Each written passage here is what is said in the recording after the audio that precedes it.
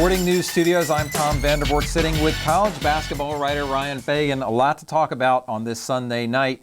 The NCAA Tournament is upon us. We're looking region by region. We're going to look at the East region, Ryan, and help folks with their picks for Bracket Insanity, brought to us this year by Subway, the game where you can't blow your bracket in the very first round. That's very nice. So no matter how bad you screw up, you're still good in Bracket Insanity. Let's talk about the East. Syracuse, the number 1 seed. They lost the Big East Tournament, but really there wasn't much question, right, that they were going to get one of the 1 seeds. Yeah, I think you look at their overall body of work, and they only had 1 loss going into that Big East Tournament. They weren't going anywhere. I mean, at the worst case scenario is North Carolina might have snuck up and taken the number 2 overall seed, but Syracuse was never going any further than 3rd. And down at the bottom of the bracket, we've got Ohio State, lost to Michigan State in the Big Ten tourney. But they're a very solid team. Yeah. How does their road look in this tournament? You know, you look at what Ohio State does, and a team like Ohio State, it's almost not so much about who they play as the way they play. You know, because they've got Jared Sullinger, he's obviously an All-American type player. They've got Aaron Kraft, who's maybe the best on-ball defensive guard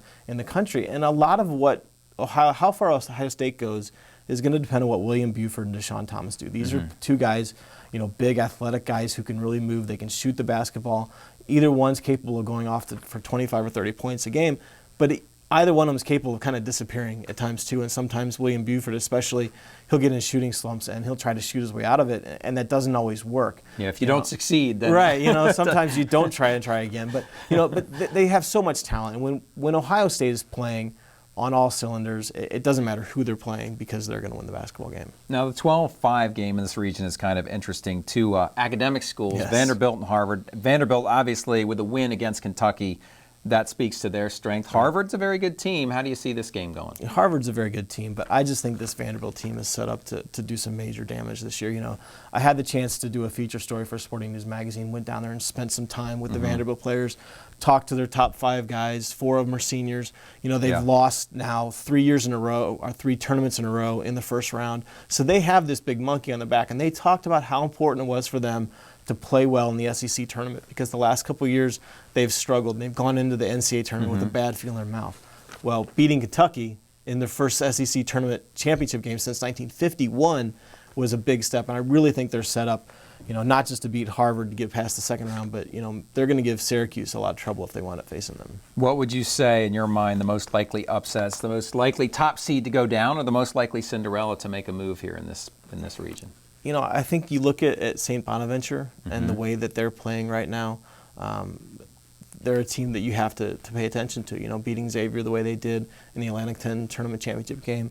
And they're facing a Florida State team that quite honestly, might be seated a little bit high at 3. You know, they beat North Carolina for the second time this year in the ACC tournament championship game. And sometimes you get teams that just have somebody else's number, and that seems to be the case. You know, you look at Kansas State beat Missouri twice this year.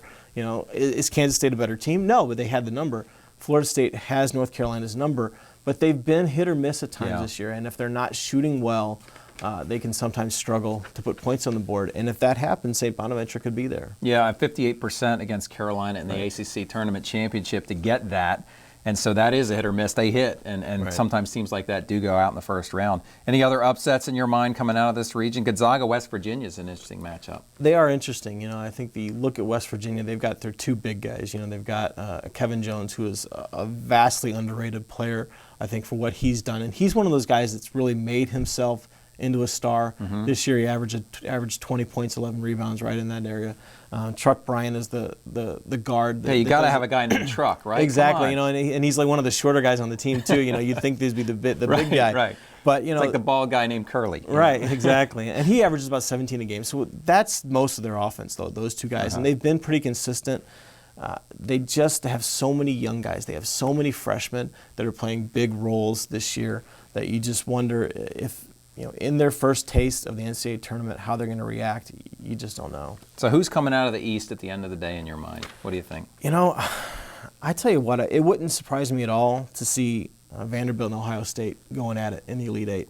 You know, I think that Vanderbilt, they have, we talked about it a little bit, they have one of the best shooters in the country in John Jenkins. They've got a rugged big man in the middle in Festus Ezeli. They've got Jeffrey Taylor, a swing man. You know, he's a matchup nightmare. He this year, even more so, he's learned the advantages of penetrating and getting into the lane and being more aggressive with the basketball. And that's taken him from a good player who's a low impact guy to a high impact guy. And you look at those three guys, and there aren't a lot of teams out there that can match that. Very interesting. All right, that's our look at the East region with Ryan Fagan. I'm Tom Vandervoort. And don't forget, bracketinsanity.com. That's where you can sign up to play. Bracket Insanity, brought to us this year by Subway. We'll be back to talk about the Midwest in just a little bit.